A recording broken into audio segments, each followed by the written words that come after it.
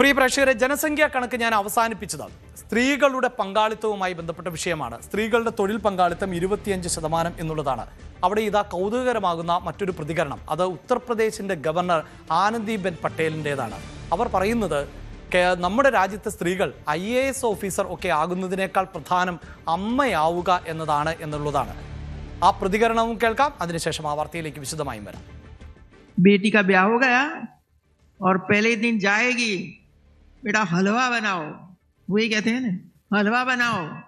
वो मोबाइल खोलती है, इसमें देखती है और हलवा बनाती है, कच्चा पक्का जैसा हुआ ऐसा।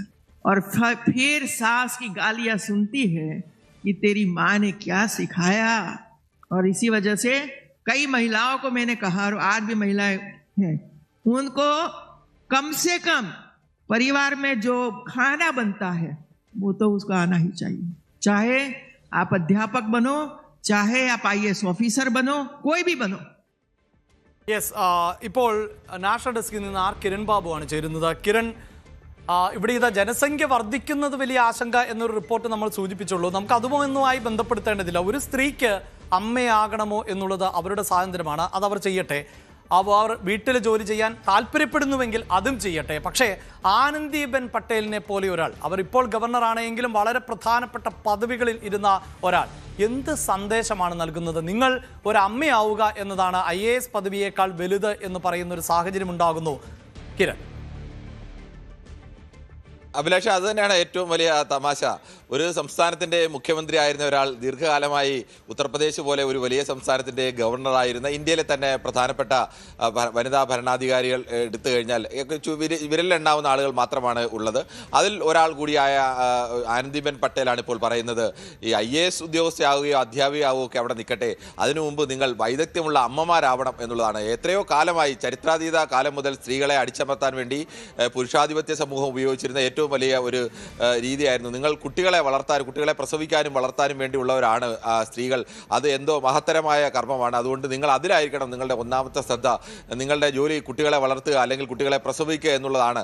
അതിനപ്പുറത്തേക്കുള്ള ജോലികളിലേക്കല്ല നിങ്ങൾ ശ്രദ്ധ കേന്ദ്രീകരിക്കുക. അതെല്ലാം കഴിഞ്ഞിട്ട് എങ്ങനെയാണ് ഒരാൾ കുട്ടിയെ വളർത്തി നല്ല രീതിയിൽ വളർത്തി അതെല്ലാം കഴിഞ്ഞ് പിന്നീട് IAS ആവുകയോ അധ്യാപികയാവുകയോ ഒക്കെ ചെയ്യുന്നത് അതൊക്കെ അസാധ്യമായ ഏതോ നൂറ്റാണ്ടിൽ ഉണ്ടായിരുന്ന ചിന്താഗതികൾ ഇന്നും അങ്ങനെ ഒരു പ്രധാനപ്പെട്ട അധികാര സ്ഥാനത്തിരിക്കുന്ന ഉത്തർപ്രദേശ് പോലെ ഒരു സംസ്ഥാനത്തിൻ്റെ ഗവർണർ സ്ഥാനത്ത് ദീർഘകാലം ഇരുന്ന BJPയുടെ തലമുതിർന്ന ഒരു നേതാവ് കൂടിയായ ഗുജറാത്തിൽ മോദിക്ക് ശേഷം മുഖ്യമന്ത്രിയായിട്ടൊക്കെ ഇരുന്ന ആനന്ദിബെൻ പട്ടേലാണ് ഇത് പറയുന്നതെന്ന് ഓർക്കണം.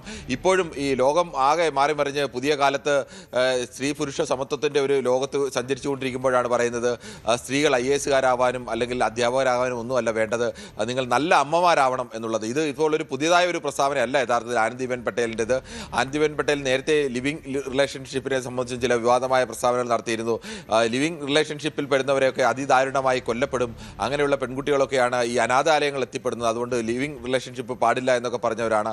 അതോടൊപ്പം തന്നെ ഗുജറാത്ത് മുഖ്യമന്ത്രി ആയിരുന്ന കാലത്താണ് ഈ അവിടെ ദളിത് യുവാക്കളെ അവിടെ പശുവിനെ ഉപദ്രവിച്ചു എന്ന പേരിൽ അവരെ വധിക്കുകയൊക്കെ ചെയ്തത്. ആ വിഷയമൊക്കെ ഉണ്ടായപ്പോഴടക്കം മൗനമായി നിന്ന് അത്തരം കലാപങ്ങൾക്കൊക്കെ നേതൃത്വം കൊടുത്ത അല്ലെങ്കിൽ അതിനൊക്കെ മൗനമായി നിന്ന് അനുമതി കൊടുത്ത ഒരാൾ കൂടിയായിരുന്നു. എല്ലാ കാലത്തും ആ തരത്തിലേക്കുള്ള ചിന്താഗതി അല്ലെങ്കിൽ അത്തരം ഒരു ചിന്താധാരയുടെ പിന്തുടർച്ച അല്ലെങ്കിൽ അത് പേറുന്ന ഒരാൾ കൂടിയാണ് ആനന്ദിബെൻ പട്ടേൽ. ഇപ്പോൾ അങ്ങനെയുള്ള ഒരാൾക്ക് ഈ പുതിയ കാലത്ത് വന്ന് ഈ 2026 വന്ന് ഇങ്ങനെയൊക്കെ പറയാൻ ധൈര്യം കിട്ടുന്നല്ലോ എന്നുള്ളത് തന്നെ ഒരു വലിയ അത്ഭുതമായി തന്നെ തോന്നും.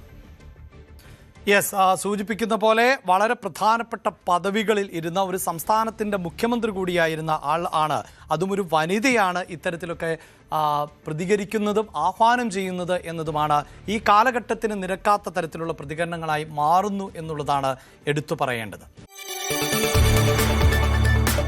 കൂടുതൽ വാർത്തകൾക്ക് News 18 Keralam YouTube channel subscribe ചെയ്യുക.